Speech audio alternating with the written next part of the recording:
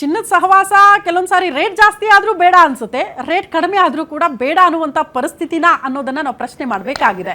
ಯಾಕೆ ಹಿಂಗೆ ಚಿನ್ನದ ಬೆಲೆ ದಿಢೀರ್ ಕುಸಿತ ಆಗುವುದಕ್ಕೆ ಕಾರಣ ಏನು? ಚಿನ್ನ ಯಾಕೆ ಮಾರಾಟ ಹೆಚ್ಚಾಗಿ ಆಗ್ತಾ ಇದೆ? ಇರುವ ಚಿನ್ನವನ್ನ ಕೊಡುವ ಮನಸ್ಸು ಯಾಕೆ ಜನ ಮಾಡ್ತಿದ್ದಾರೆ? ಹೊಸ ಚಿನ್ನವನ್ನ ಖರೀದಿ ಮಾಡ್ತಿದ್ದಾರೆ, ಬಟ್ ಹಳೆ ಚಿನ್ನ ಬೇಡ ಅಂತಿದ್ದಾರೆ. ಕಾರಣ ಏನು? ಅದರಲ್ಲಿ ವ್ಯತ್ಯಾಸ ಏನು? ಇಂಥ ಹಲವು ಪ್ರಶ್ನೆಗಳು ಜನಸಾಮಾನ್ಯರನ್ನ ಕಾಡ್ತಾ ಇದೆ. ಅದಕ್ಕೆ ಸಂಬಂಧಪಟ್ಟಂತ ಒಂದು ಬ್ರೇಕಿಂಗ್ ಅಪ್ಡೇಟ್ ಕೂಡ ಇದೆ. ಮಧ್ಯಪ್ರಾಚ್ಯದಲ್ಲಿ ಯುದ್ಧ ನಡೀತಾ ಇದೆ. ಚಿನ್ನದ ಬೆಲೆ ಭಾರಿ ಪ್ರಮಾಣದಲ್ಲಿ ಇಳಿಕೆ ಕಂಡಿದೆ. ಬಂಗಾರದ ಬೆಲೆ ಇಳಿತಾ ಇದ್ದಂತೆ ಹಳೆ ಚಿನ್ನದ ಮಾರಾಟ ಕೂಡ ಹೆಚ್ಚಾಗ್ಬಿಟ್ಟಿದೆ.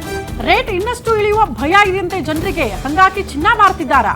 ಜಸ್ಟ್ 3 ತಿಂಗಳಲ್ಲಿ 50 ಟನ್ ಹಳೆಯ ಚಿನ್ನ ಮಾರಾಟ ಆಗಿದೆಯಂತೆ. ಕಳೆದ ವರ್ಷಕ್ಕೆ ಹೋಲಿಕೆ ಮಾಡಿದ್ರೆ 43% ಚಿನ್ನ ಮಾರಾಟ ಆಗಿದೆಯಂತೆ. ಚಿನ್ನಾಭರಣ ಮಾರಿ ಹೊಸ ಚಿನ್ನ ಖರೀದಿ ಮಾಡುವ ಮನಸ್ಸು ಯಾಕೆ ಮಾಡ್ತಿದ್ದಾರೆ ಜನ?